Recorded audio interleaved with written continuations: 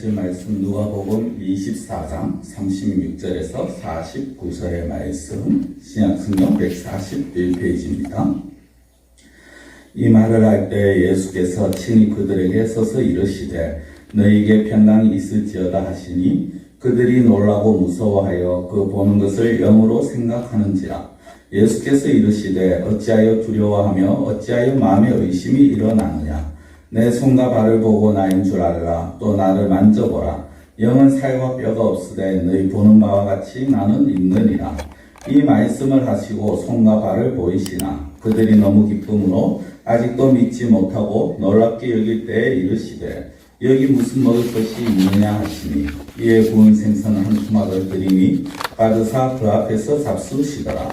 또 이르시되 내가 너희와 함께 있을 때 너희에게 말한 바 곧 모세의 율법과 선지자들과 시편의 나를 가리켜 기록된 모든 것이 이루어져야 하리라 한 말이 이것이니라 하시고 이에 그들의 마음을 열어 성경을 깨닫게 하시고 또 이르시되 이같이 그리스도가 고난을 받고 제3일에 죽은 자 가운데서 살아날 것과 또 그의 이름으로 죄사함을 받게 하는 회개가 예루살렘에서 시작하여 모든 족속에게 전파될 것이 기록되었으니 너희는 이 모든 일의 증인이라.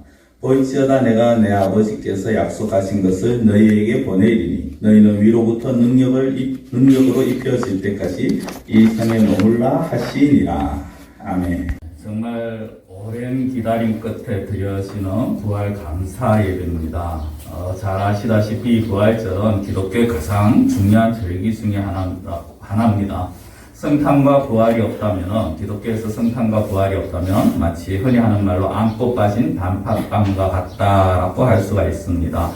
그래서 많은 교회가 원래 이제 정해져 있는 그 절기 4월 둘째 주에 부활절을 지켰고요. 너무나도 귀하고 중요한 절기이기 때문에 사실 아직까지 나라에서 또 전국적으로 위험한 그런 상황임에도 불구하고 4월 달에 부활 감사 예배를 드린 그런 교회들이 사실 많았습니다. 그걸 이제 이 시간에 중요한 건 아니고요. 그만큼 기독교에서 부활이라는 것은 굉장히 중요하다라는 것입니다. 이 부활절 2000여 년 전에 예수님께서 사망 권세를 이기시고 다시 살아나신 날. 그래서 부활 관련 찬송들을 보면요, 승리, 또 이김, 이런 어떤 그런 단어, 그런 의미의 단어들이 굉장히 많이 사용되어집니다. 우리가 말씀 전에 읽은 159장도 권세를 깨뜨리셨다, 이기셨다, 그런 표현들이 나오고 있습니다. 모든 성도에게 있어서 부활이라는 것은 사실 가장 기쁘고 소망의 날입니다. 그렇다고 해서 이 날을 단순하게 그냥 기념비적인 그런 날로만 생각해서는 되지 않습니다. 우리가 날짜를 굳이 이렇게 변경해 가면서까지 부활 감사 예배를 드리는 것은요, 이 부활을 단순히 기념하자라는 그것이 목적이 아니기 때문입니다. 기념이 목적이라면은 우리는 그저 4월달 중에 아니면은 제가 가정예배 순서지에다가 그냥 단순하게 부활에 대한 설명을 드리고 기념해야 된다라고 말씀을 드리고 끝났을 것입니다. 그렇지만 저는 우리 교회 성도님들이 이것을 그냥 기념으로만 끝나는 것이 아니라 이 부활의 참된 의미를 알고 그 안에서 감사할 수 있는 우리의 모습이 되기를 원합니다. 예수님의 부활로 인해서 우리가 받은 은혜를 감사하는 날이 되어야 한다는 것입니다. 이 은혜, 예수님의 그 부활의 은혜를 생각하지 않고 단순하게 이런 절기가 있다라는 그 절기에만 치중한다면 그것은 한낱 그저 기념일. 우리가 며칠 전에 5.18 기념일을 이제 정부에서 또 나라에서 어떤 단체에서 그렇게 지키듯이 특별한 어떤 기념일을 지키듯이 그렇게밖에 되지 않는다라는 것이죠. 기독교가 어떤 종교냐? 많은 사람들에게 물어보면 여러 가지 답이 나옵니다. 사랑의 종교다, 구원의 종교다, 여러 가지 답들이 나옵니다. 여기에 빠질 수 없는 것이 무엇이냐? 기독교는 바로 부활의 종교라는 것입니다. 분명히 예수님께서 죽으시고 아리마대 사람 요셉이라는 사람의 그 무덤에 장사 지낸바 되었다가 다시 살아나신 분이 예수님이십니다. 물론 성경에 죽었다 다시 살아난 자들이 몇몇이 있긴 합니다. 예수님이 살리신 분들도 있고요. 구약에도 그런 사람들이 그런 인물들이 나옵니다만은 그러나 다시 살아나서 그들이 죽음을 맛보지 않고 하늘에 올라갔다, 승천했다라고 기록되어 있는 분은 바로 예수님 한 분밖에 없다라는 거죠. 물론 구약에 보면 죽음을 맛보지 않고 하늘에 올라간 사람이 있습니다. 엘리야라고 불수레를 타고 올라갑니다. 그러나 주님처럼 이 죽음을 맛보지 않고 죽음을 거치지 않고 그렇게 죽음을 거치고 부활에 한 이후에 승천하신 그런 사람, 그런 분은 성경에 단 한 사람도 없다라는 거죠. 오직 예수 그리스도 한 분이라는 겁니다. 그래서 기독교를 가지고 슬픔의 종교라고 말을 하지 않습니다. 기쁨의 종교라고 그렇게 말을 하는 겁니다. 재미있는 예화를 하나 들려드리겠습니다. 어느 선교사님이 우리나라 초창기에 복음이 들어왔을 때 한 선교사님이 이제 우리나라에 와서 복음을 전했습니다. 그런데 이 복음을 받아들인 성도들이 툭 하면 교회에 와서 울고불고 하더라는 겁니다. 그래서 어느 날 선교사님이 이제 교회 와서 울면서 그렇게 기도하는 성도에게 물어봤습니다. 왜 그렇게 우십니까? 뭐가 그렇게 슬프십니까? 물어봤을 때 그 성도의 대답이 예수님이 우리를 위해서 고통당하시고 예수님이 우리 때문에 나 때문에 죽으신 것이 너무나도 가슴 아프고 죄송스러워서 제가 옵니다 라고 그렇게 말을 하더라는 겁니다. 이해가 가죠. 그렇죠. 예수님이 나 때문에 당하신 고난을 생각하면 참 마음 아프고 죄송스럽고 감사합니다. 근데 그 말을 들은 선교사님이 혀를 차면서 이런 말을 했답니다. 왜 예수님의 죽음만 생각하십니까? 예수님은 죽음으로 끝난 것이 아닙니다. 다시 살아나셨습니다. 그렇기 때문에 우리는 슬퍼할 게 아니라 기뻐해야 합니다. 라고 그렇게 말을 했다라는 거죠. 그렇습니다. 하나의 예화입니다만은 우리가 믿는 기독교는 이 부활, 다시 살아남이 있기 때문에 우리는 소망을 가질 수 있고 즐거워할 수가 있는 것입니다. 사람은요, 늘 죽음을 생각합니다. 죽음은 사람들을 가장 두렵게 하는 존재 중에 하나죠. 왜 두렵습니까? 어떤 이들은 죽음이라는 그 자체가 두렵다라고 느낄지 모르겠지만, 그러나 많은 사람들 보면 죽음이라는 그것이 두려운 것이 아니라 죽음 이후에 만나게 될 죽음 이후에 만나게 될 세상, 죽음 이후에 만나게 될 그 모습이 두렵다라는 것입니다. 무슨 말씀이냐면 사람은요, 인정하든 자기가 인정하지 않든 간에 누구나 죽으면 새로운 세상을 가게 된다, 새로운 세상을 만난다라는 것을 알고 있습니다. 우리가 장례식장에 가보신 분은 아실 겁니다. 믿지 않는 자들도요, 좋은 곳에 가시기를 바랍니다라고 합니다. 그렇죠? 좋은 곳에 가셨을 것입니다라고 말을 합니다. 불교에서는 극락왕생, 극락이라는 것을 말하기도 합니다. 이게 무엇입니까? 자신도 모르지만은 우리의 본성이, 우리의 그 마음에는 또 우리가 어떤 무의식 중에는, 사람의 무의식 중에는 사람은 죽으면 반드시 갈 곳이 있다라는 것을 누구나가 다 무의식 중에 알고 있다라는 겁니다. 근데 그것이 어떤 것인지에 대한 정확한 지식도 없고 믿음도 없고 확신도 없으니까 그것이 두려운 거죠. 내가 죽음 이후에 어떠한 세상을 만나게 될 것인가. 그러나 기독교인은 어떻습니까? 성도라면 어떻습니까? 성도들은 예수님의 부활로 인하여서 소망을 가지게 되었습니다. 예수님이 몸소 약속을 보여주시고 그 하신 말씀을 몸소 보여주셨지 않습니까? 우리에게 참 기쁨과 그리고 행복의 영원한 삶을 예수님께서 다시 살아나심으로 우리에게 보여주신 것입니다. 예수님께서 살아계실 때 그 말씀을 이미 수차례 하셨죠. 그 중에 하나가 무엇이냐? 제가 예배드리기 앞서 묵도할 때도 그렇고 우리가 도론문에도 나왔습니다만 바로 요한복음 11장 25절 26절 말씀입니다. 너무 잘 아는 말씀인데요. 제가 25절을 읽을 때 우리 성도님들 26절을 한번 읽어주시기 바랍니다. 제가 25절 읽겠습니다. 예수께서 이르시되 나는 부활이요 생명이니 나를 믿는 자는 죽어도 살겠고 26절 네. 영원히 죽지 아니하리니 이것을 생각하느냐. 아멘. 믿으십니까? 그렇죠. 확실한 부활의 약속의 말씀 아닙니까? 예수님께서 확실하게 해주시는 말씀입니다. 나를 믿는 자는 반드시 부활하실 것이라는 약속의 말씀이죠. 이 말씀이 확실하다는 걸 보여주시기 위해서 예수님께서 먼저 부활의 본을 보이신 것입니다. 그리고 오늘 우리에게 이 말씀을 통해서 성경을 통해서 부활의 말씀을 하시는 거죠. 저는 단순하게요, 이 부활의 약속만은 말씀드리고 싶지 않습니다. 우리가 신앙생활 또 좀 했다 또 생각하신 분들은 워낙 매년마다 부활에 대해서 말씀을 들으셨을 겁니다. 저는 예수님이 부활했으니까 우리도 당연히 부활할 것이다. 이 약속을 붙들고 가자. 이것도 물론 중요합니다. 그런데 이 부활에는요, 또 다른 의미가 있습니다. 성경은 부활의 한문 그대로 풀이하면 어떤 뜻입니까? 다시 살아난다라는 것입니다. 우리의 육신의 육의 부활도 중요합니다. 다시 살아나야 됩니다. 그러나 더 중요한 건 우리의 신앙이 침체되어 있고 깔아앉아 있는 우리의 신앙이 다시 살아나야 한다는 것입니다. 제가 신앙이 다시 살아나야 된다는 것은 신앙이 죽었다라는 것을 의미하는 것이 아닙니다. 좀 신앙이 깔아앉아 있다라는 거죠. 간혹 병원에 가보면요, 죽은 자에게만 아니라 죽어가는 자를 응급처치를 해서 겨우겨우 이제 다시 회생을 시킬 때 그때 살아났다라는 표현을 하죠. 그 사람이 죽지는 않았지만 죽어간다라는 겁니다. 저는 우리 모두가 다시 살아나기를 원합니다. 다시금 힘을 얻기를 원합니다. 어떻게 보면 코로나로 인해서 또 여러 가지 상황 형편에 따라서 각자의 처한 현실에 따라서 우리의 영혼이 너무나도 처져 있는 것이 오늘날 이 시대인 것 같습니다. 우리의 영혼이 힘을 잃어가고 있고요. 또 너무나도 힘들어하고 있고 이 세상에서 하나님의 백성답게 살아간다는 것이 너무나도 고통스러운 그런 시대이기도 합니다. 이럴 때 우리의 영혼이 다시 살아나고 우리의 신앙이 다시 살아나야 되겠다라는 것입니다. 그래서 제가 설교 제목을 부활의 신앙은 회복의 신앙이다. 다시 살아나야 된다라는 겁니다. 이 무엇이 다시 살아나야 되느냐? 두 가지인데요. 첫째는 믿음이 살아나야 한다라는 것입니다. 우리의 믿음이 살아나야 합니다. 자, 한번 따라해 보시겠습니다. 믿음이 살아나야 합니다. 믿음이 살아나야 합니다. 그렇죠. 이 말씀을 드리려면 오늘 본문 말씀을 잠깐 좀 설명을 드려야 될 것 같은데요.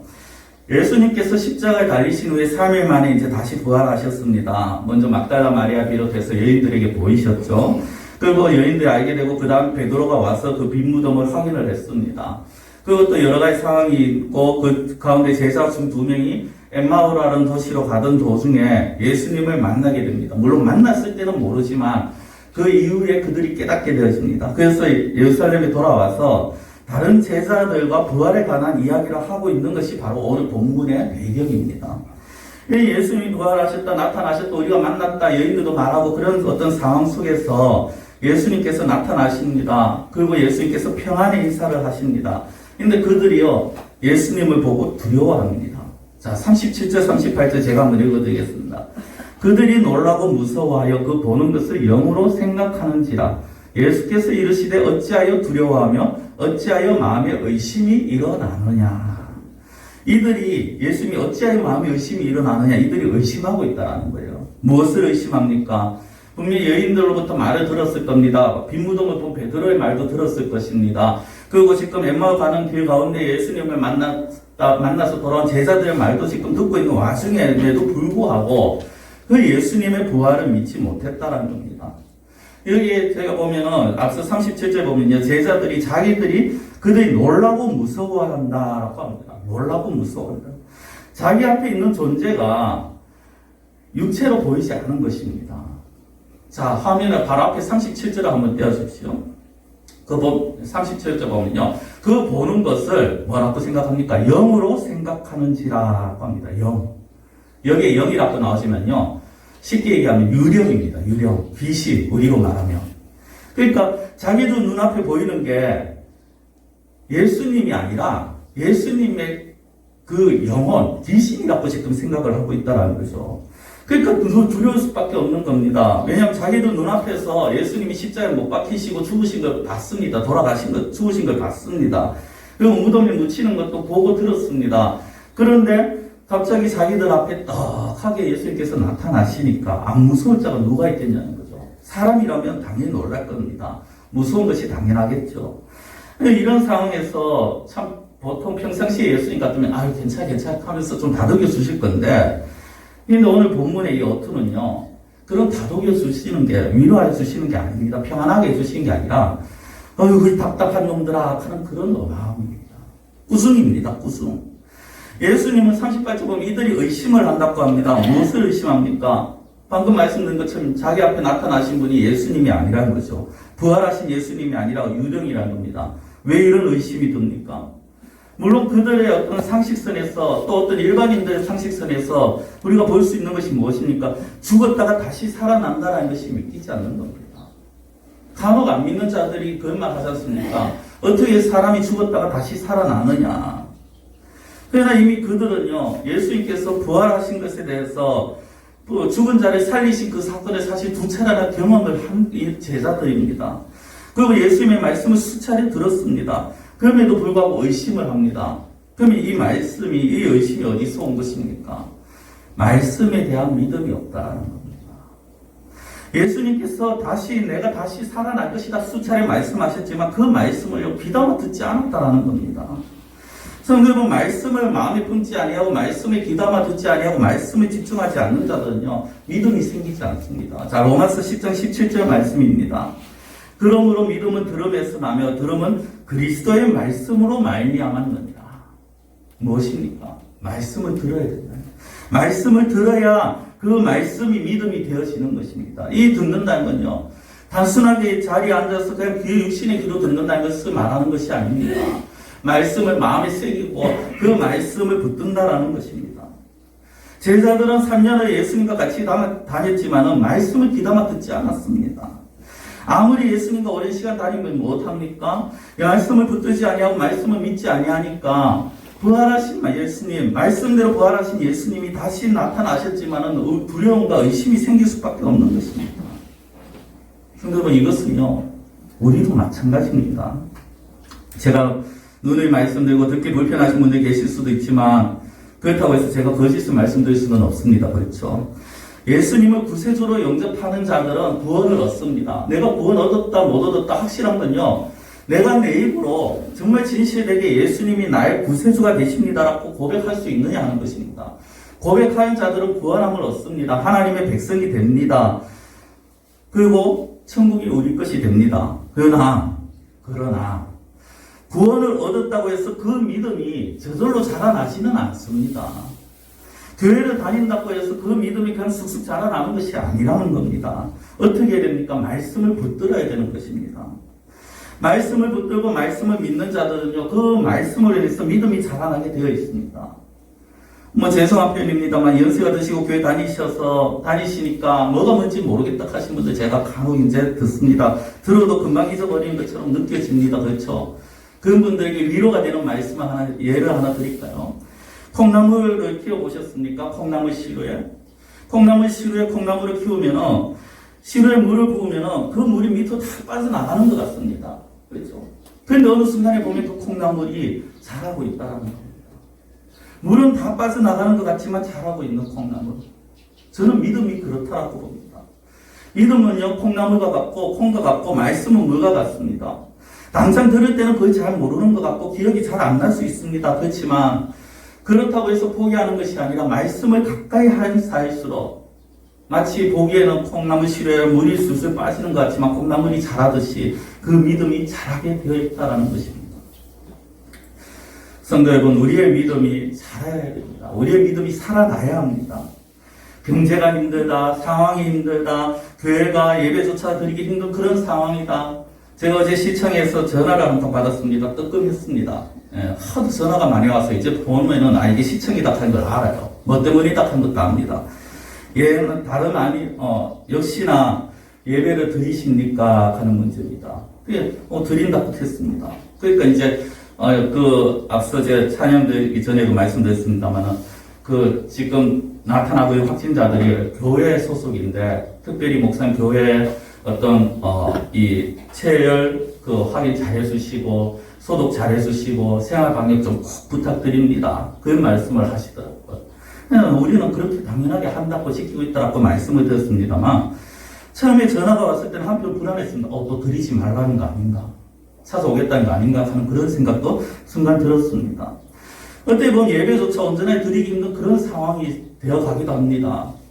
그렇다고 해서 우리의 믿음이 덩달아 깔아앉아서는 되지 않는다는 거죠. 힘들고 어려울수록 우리는 믿음을 가져야 합니다. 믿음이 자라나고 믿음이 살아나고 믿음이 자라나야 합니다. 그러기 위해서는 말씀밖에 없습니다. 의심하는 제자들에게 예수님께서 어떻게 하십니까? 손과 발을 보여주시면서 이것을 보고 나인 줄 알라라고 말씀을 하시죠. 직접 보고 믿으라는 겁니다. 우리는 지금 예수님을 우리가 직접 볼 수는 없습니다. 그러나 예수님의 삶과 예수님의 말씀은 지금 우리 앞에 늘 있습니다. 어떻게 있습니까? 말씀으로 있는 것입니다. 성경 66권이 있습니다. 이 말씀을 우리가 집에서 읽을 수 있고요. 라디오로 들을 수 있고 TV로도 얼마든지 우리는 말씀을 가까이 할 수가 있습니다. 이 말씀을 가까이 하셔서 정말 믿음이 살아나고 믿음이 자라야 되겠다는 것입니다. 그리고 두 번째로 무엇이 살아나야 되느냐 한번 따라해 보시겠습니다. 사명이 살아나야 합니다. 그렇죠. 사람들은요, 시대 흐름에 따라서 사람이 무엇을 중요하게 여기는가에 따라 관점이 달라지는 것 같습니다. 예전에는 그저 잘 사는 것, 잘 먹고 잘 살면 됐습니다. 뭐 배불리 먹으면 그게 다 됐다고 그렇게 말씀들을 합니다. 근데 어느 순간부터 어떻게 사는 것이 잘 사는 것인가 하는 문제가 대두되어집니다. 그래서 웰빙이라는 말씀이 나오기 시작합니다. 그래서 잘 먹고 잘 사는 게 아니라 어떻게 하는 것이 건강하고 의미 있는 삶이냐. 그런 말들을 이제 그렇게 그런 삶을 추구합니다. 그러다가 어느 순간부터 어떻게 사느냐보다 이제 또 어떻게 죽느냐 하는 문제를 사람들이 생각한다고 합니다. 어떻게 죽느냐라는 이 말은 내가 죽음 이후에 수위는 어떤 것으로 내가 내 수위 어떻게 준비하고 무덤을 어디에 어떻게 준비하고 그런 걸 말씀드리는 것이 아닙니다. 그러나 어떻게 죽느냐 하는 것은 내가 죽음을 어떻게 준비하느냐 하는 그런 의미입니다만은 앞서 말씀드린 수위나 무덤 그런 게 아니라 내가 죽은 후에 이 땅에서의 삶이 끝난 후에 주님 앞에 설 때 내가 정말 어떻게 하나님 앞에 예수님 앞에 설 수 있겠는가 하는 것입니다. 쉽게 말씀드리면 내가 이 땅에서 얼마나 잘 먹고 잘 살고 성공했느냐 하는 문제가 아니라 하나님과 예수님 앞에서 내가 얼마나 올바르게 살고자 힘썼느냐 하는 것을 우리는 생각해야 한다라는 것입니다. 우리는 이 땅에서 잘 사는 것도 중요합니다. 그렇죠? 이왕이면은 빌면서 어떤 다른 사람들에게 구걸하면서 사는 것보다는 베풀면서 사는 것이 좋습니다. 이왕이면 편안하게 살 수 있으면 편안한 삶을 사는 것이 좋습니다. 그러나 진정 잘 사는 것은 그렇게 호화롭게 또 평안하게만 사는 것을 말하지 않습니다. 세상 사람들은 그것이 잘 사는 거라고 할 수 있겠습니다만은 기독교인들이 그리스도인들이 잘 사는 것은요, 하나님의 백성답게 살아가는 것입니다. 하나님의 백성답게 사는 것이 무엇입니까? 하나님의 뜻을 이루어가면서 사는 것입니다. 왜냐하면 우리의 삶이 부활로 말미암아 이 땅에서의 삶으로 끝나지 않기 때문이라는 거죠. 부활은 또 다른 삶을 의미를 합니다. 하나님 나라에서 예수 그리스도와 함께 영원히 누릴 그 삶을 의미를 합니다. 그것에는 저와 여러분들이 주인공이 되어집니다. 그러나 그것에 가기 전에 우리가 어쩔 수 없이 이 땅에서의 삶을 살아야 합니다. 그렇죠? 그럼 예수님께서는 이 땅에서 어쩔 수 없이 우리가 이 땅에서의 하나님께서 주신 그 생명 동안 살아가야 하지만 그러나 이곳에서 무의미하게 살기를 원하시지 않는다는 것입니다. 하나님께서는 우리가 이 땅에서 살아가면서 의미 있는 삶을 살기를 원합니다. 그것을 제가 설교 때마다 하는 표현으로 하나님이 원하시는 삶을 살기를 원하신다는 것입니다. 그것이 어떤 삶이냐? 오늘 말씀드린 사명자의 삶입니다. 사명이라는 것입니다. 우리는 사명하면요, 너무 거창하게 생각하는 그런 것이 좀 있습니다. 마치 선교나 아니면 어떤 큰 일을 하는 것을 사명이라고 그렇게 생각합니다. 근데 사명이라는 단어를 잘 보면요, 말 그대로 맡겨진 임무입니다. 그냥 맡겨진 거예요. 하나님께서는 어떤 자들에게는 정말 큰 일을 맡깁니다. 해외에 가라, 어디 아프리카에 가라, 아니면 영국에 가라, 우간다에 가서 그곳에서 복음을 전해라. 그렇게 큰 일을 맡기는 자도 있습니다. 그렇지만은 모든 사람에게 다 그렇게 선교를 시키시지는 않습니다. 다만 하나님께서 우리의 각자의 자리에서 우리가 있는 그 위치에서 우리에게 맡기신 일이 있다는 것을 우리는 알아야 한다는 것입니다. 이 일은요, 하나님이 우리에게 맡기신 일은 결코 크고 거창한 일이 아닙니다. 1차적으로 어떤 일입니까? 하나님의 증인의 역할입니다. 오늘 48절 보면 제자들에게 증인이라는 그런 말씀하셨습니다. 증인이라는 건 무엇입니까? 보고 들은 대로 그대로 말하는 자입니다. 그렇죠? 이것을 조금 풀어서 설명한 것이 마태복음 28장 19절 이하의 말씀입니다. 자, 마태복음 28장 19절 20절 제가 봉독해 드릴 때 눈으로 한번 화면을 보시기 바랍니다. 그러므로 너희는 가서 모든 민족을 제사로 삼아 아버지와 아들과 성령의 이름으로 세례를 베풀고 내가 너희에게 분부한 모든 것을 가르쳐 지키게 하라. 볼지어다 내가 세상 끝날까지 너희와 항상 함께 있으리라 하시니라. 아멘. 예수님께서 부활하시고 승천하시기 전에, 승천하기 직전에 제자들과 무리들에게 하신 말씀입니다. 여기에 증인의 삶이 나옵니다. 무엇입니까? 하나님과 예수님의 은혜와 사랑을 전하고 말씀대로 살아가라라는 겁니다. 쉽게 말씀드리면 여기 보면 모든 분방 세례를 베풀어라, 가르쳐라, 지키게 하라. 쉽게 말하면 너희들이 너희들의 모습을 통해서, 삶을 통해서 하나님과 예수님의 그 은혜, 그 받은 사랑을 너희들이 보여주고 말씀대로 살아가고 그것을 말하고 전하는 것, 그런 삶을 하나님께서는 원하신다는 것입니다. 예수님은 저와 여러분들이 이 사명, 증인의 사명을 감당하기 원하시는 거죠. 이 일은요, 하나님의 자녀라면 또 부활의 소망을 가지고 있는 자라면 당연히 해야 하는 일이고 누구나 해야 하는 일이고 또 하게 되어지는 일입니다. 우리는 예수님의 부활을 말미암아서 새 생명을 얻은 자들입니다. 그렇죠? 하나님은 이 새 생명을 우리만 누리기를 원하시지 아니한다라는 것이 중요한 것입니다. 하나님은 어떤 특별한 사람들, 예를 들어서 오늘 이 자리에 있는 저와 여러분들만 그 사랑을 알고 그 새 생명을 가지기를 원하시지 않는다는 것입니다. 하나님께서 어떤 특정한 사람만 그 어떤 새 생명을 가지기를 원하신다. 그렇다면 하나님의 그 특정한 기준에 맞춰야 됩니다. 그 기준에, 사실 하나님의 기준에 맞춘다고 말한다면 이 세상에 그 기준을 맞출 수 있는 사람은 아무도 없죠. 그러나 하나님께서는 그것이 아니라 우리 모든 자들이, 이 세상의 모든 자들이 하나님의 사랑 안에 들어오기를 원하시는 것입니다. 그래서 듣든지 아니 듣든지 가서 전하기를 원하시는 겁니다. 그것이 우리가 부여받은 사명이라는 거죠. 이것을 어떤 특별한 사람들만 한다, 그것이 아닙니다. 사도행전 1장 8절의 말씀을 우리 같이 한번 읽겠습니다. 사도행전 1장 8절 같이 읽습니다. 네, 시작. 오직 성령이 너희에게 임하시면 너희가 권능을 받고 예루살렘과 온 유대와 사마리아와 땅끝까지 이르러 내 증인이 되리라 하시니라. 예수님께서 승천하시면서 하신 말씀입니다. 자, 그런데 무엇이 되라고 하십니까? 내 증인이 되리라. 성도 여러분, 여기에 내 증인이라는 말보다 사실 더 중요한 것은요, 그 뒤에 되리라라는 이 단어입니다. 많은 사람들은 이거를 읽을 땐 되리라라고 읽으면서 생각을 어떻게 하냐면 되어라라고 생각을 합니다. 내 증인이 되어라, 이 말은요, 내 힘으로 해야 되는 겁니다. 그렇죠? 너 가서 너 앞으로 이러한 것을 해야 된다 하거라 하면은 제 힘으로 해야 되는 겁니다. 그런데 오늘 예수님은 그렇게 말씀하지 않습니다. 내 증인이 되리라라고 하십니다. 되리라. 이 말씀은요, 네가 원하든 원하지 않든 되어진다라는 겁니다.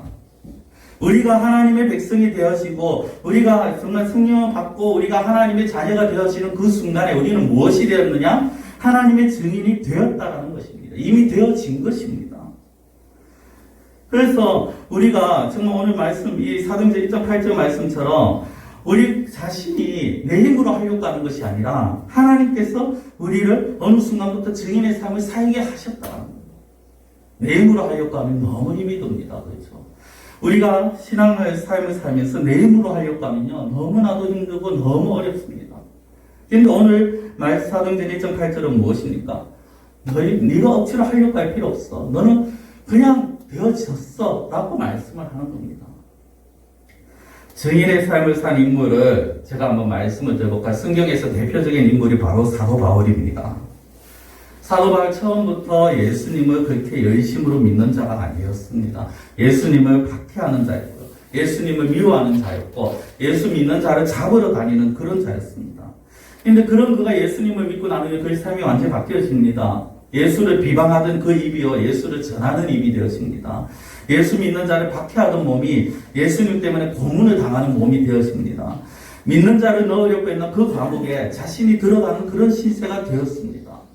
그럼에도 불구하고 바울은 원망과 불평을 행하지 않습니다. 오히려 감사하는 자가 되죠. 어떻게 그럴 수 있습니까?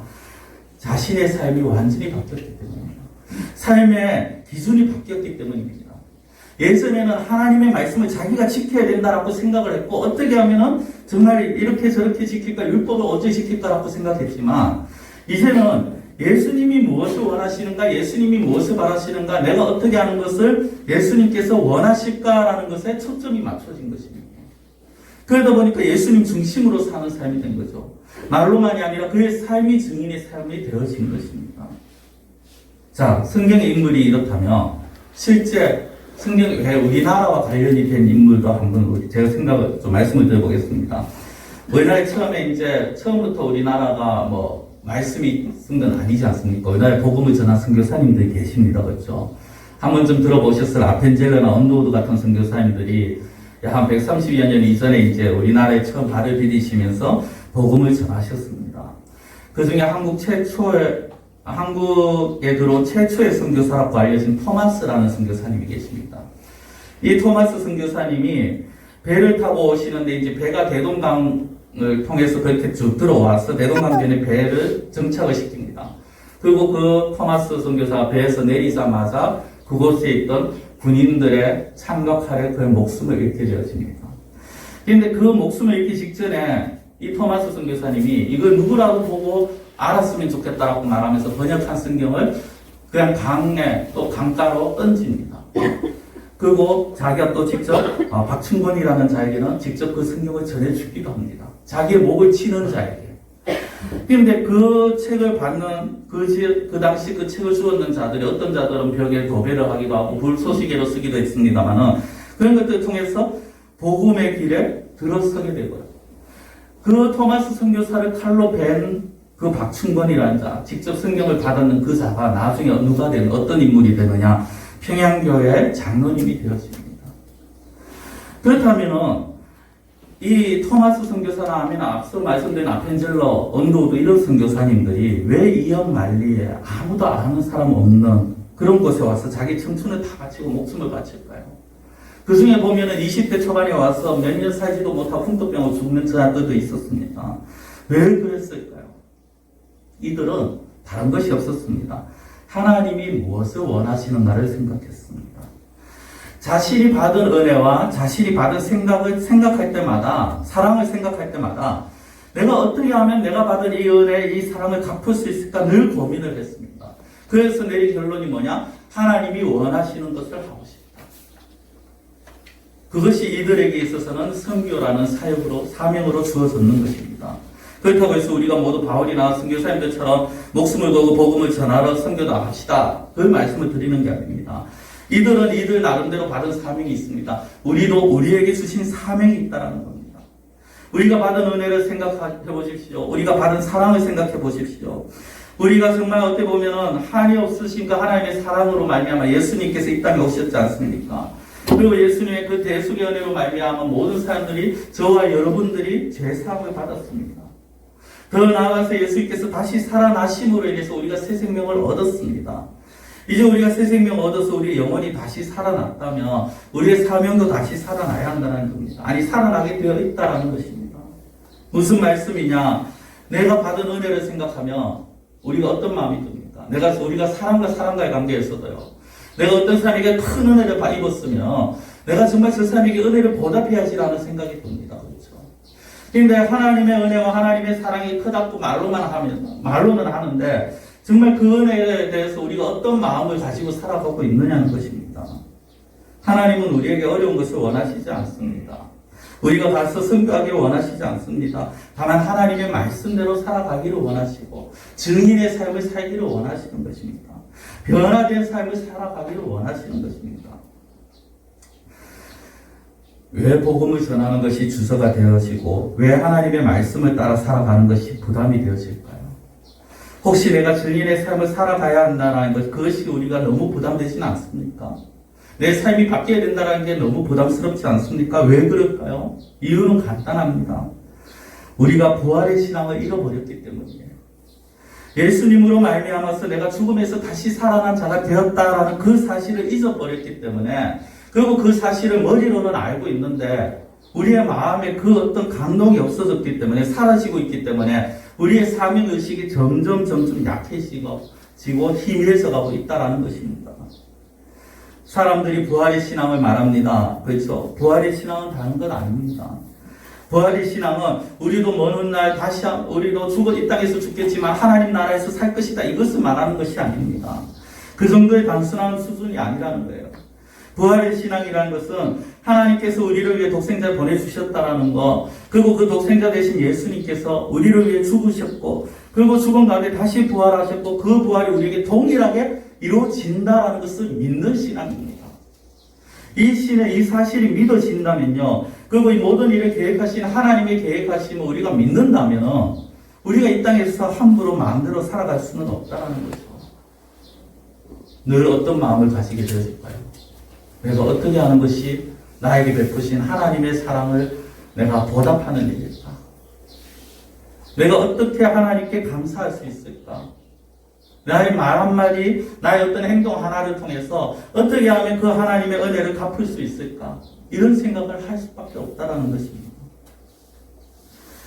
부활 감사 예배에 맞추어서 단순하게 부활 그래 다시 사랑은 안 한 거야 그렇게 끝나는 것이 아니라 우리가 받은 이 은혜와 사랑을 다시 한번 잘 되새겨서 정말 부활의 신앙을 가진 자답게 우리는 살아가야 할 것입니다.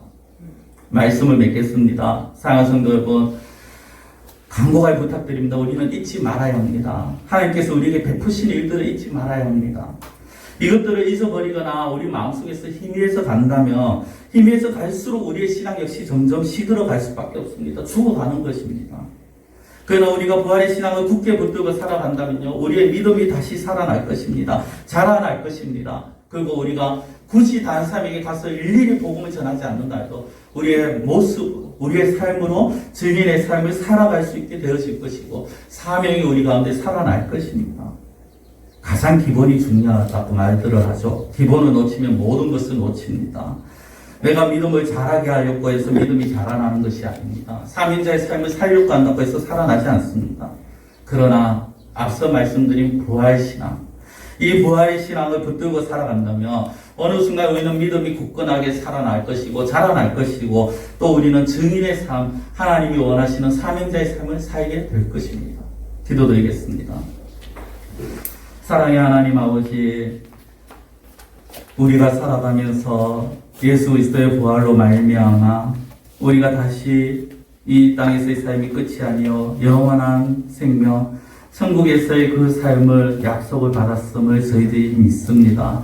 그 약속이 이미 저희들에게 주어졌고 저희들에게는 이미 그 새 생명이 주어져 있음을 감사하게 저희들이 받습니다. 그러나 하나님, 원하옵기는 단순하게 이 부활로 인하여서 우리가 새 생명을 얻었다는 것으로 끝나는 것이 아니라 이 새 생명을 얻은 자로서 다시 한번 저희들이 하나님의 은혜와 사랑을 감사하며 그것을 날마다 묵상하고 또 저희들이 그것을 기억하고 생각하면서 우리가 정말 우리의 믿음도 자라고 우리의 사명이 다시 한번 살아날 수 있는 그러한 이 부활 감사 예배가 되게 하여 주시옵소서. 하나님 예수 그리스도의 부활을 생각하면서 그 부활이 단순하게 나의 어떤 영적인 부활만을 의미하고 육적인 부활만을 말하는 것이 아니라 우리의 믿음에 관한 것이요 우리의 삶에 관한 것임을 다시 한번 저희들이 생각하게 하시고 우리는 온전히 어디에서나 부활의 신앙을 붙들고 회복의 신앙을 붙들고 믿음이 자라난 자, 사명이 살아난 자로 살아갈 수 있도록 하나님 인도하여 주시옵시고 붙들어 주시옵소서. 간절히 원하고 예수님의 이름으로 기도드리옵나이다.